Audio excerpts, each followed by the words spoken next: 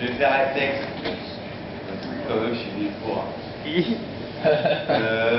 Je vais faire un texte parce qu'en fin de compte, le truc marrant, c'est là, ici, je suis à Poitiers, des moments je suis à Paris, des moments je suis à Marseille, des moments je suis à Lyon.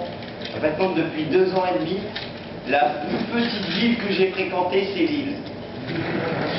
Ça craint. Surtout quand on sait que je viens d'un bled, il fait 2500 habitants. Il s'appelle Pareuil, c'est dans le Pas-de-Calais. Elle raconte des temps, mais tout le sang vinaigrette. Elle une main qui est très autre copé que ma fille. C'est de comprendre là, nos capounettes, c'est de la grave à ta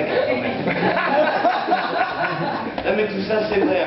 Et un jour j'ai fait un atelier d'écriture et on m'a dit le thème c'est la vie en ville.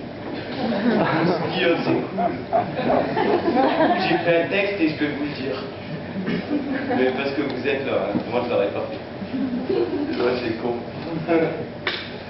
Et ça fait... Ah, d'un seul coup c'est moins marrant.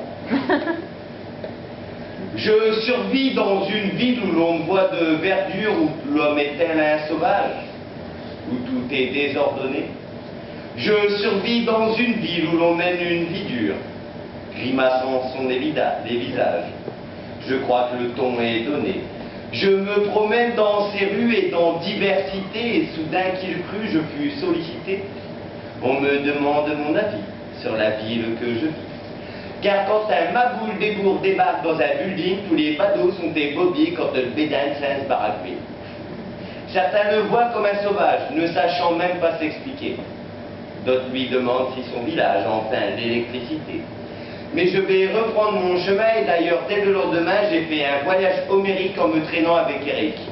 Ce gars est connu comme Hérode, d'ailleurs la vie de Ville-l'Hérode. Nous allâmes chemin des bruits sourds, maison, jardin public et tours, et tout au long de mon parcours, personne n'entendit mon bonjour. Eric me dit que c'est logique, être des gens froids c'est leur éthique. Nous vîmes alors une ruelle, impasse visuelle et apparente. Et là-bas, leur grand rituel, c'est « T'as des baskets? Tu rentres pas. » Bien sûr, Eric n'était pas fier, mais il m'a dit d'un air sincère « Rue des odeurs pétrolifères, il y a une soirée, ce sera un enfer en plus qu'on tient. C'est un diesel, donc les odeurs, tu devrais t'y faire. » Et il est vrai que la nuit, la ville perd de son sens. Pas de place pour l'ennui et pourtant quel silence. Car la journée, c'est un beau bordel. Dans le métro, c'est la cohue. Bien des demoiselles sont hors d'elle. On les drague même devant le bahut. Mais je vais reprendre mon voyage, d'ailleurs j'arrive à un virage, je suis avenue des Lumières Noires, là où 2 frères se tapent à fil, je suis de l'autre côté du miroir. La ville me vise de sa déprime.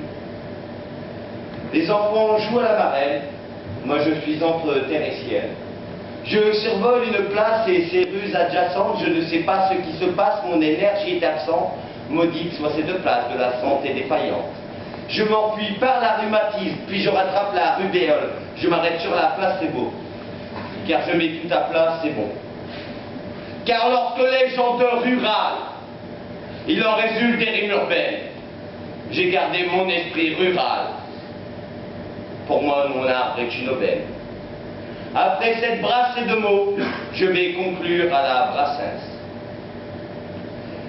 Les amérantes ne regardent plus les bancs publics. En 5e République, elles se fichent pas mal du chaotique, car leurs chiens sont en laisse. Les amérantes ne regardent plus les bancs publics. En 5e République, car leur vie n'est plus que catholique.